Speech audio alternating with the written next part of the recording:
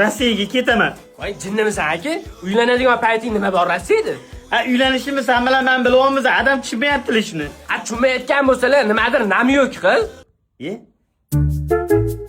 Ada taklifnoma chiqarib tarqatib yurmaymizmi? Ne?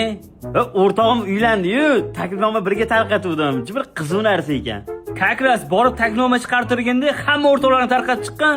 Bo'ldi, o'rtoqlaringizni hammasiga tarqatamiz. Ikkita stol qilamiz o'rtoqlaringizga.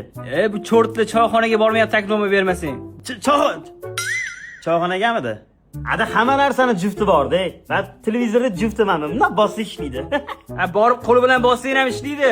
Endi qachongacha qo'li bilan bosaman deyman-da. Nima? Televizorda. Pult bor-ku mana. Bor, amki. Adana ishga ketdim, yaxshi o'tiringlar. Namuncha kiyiming g'ijim bo'lib yotibdi?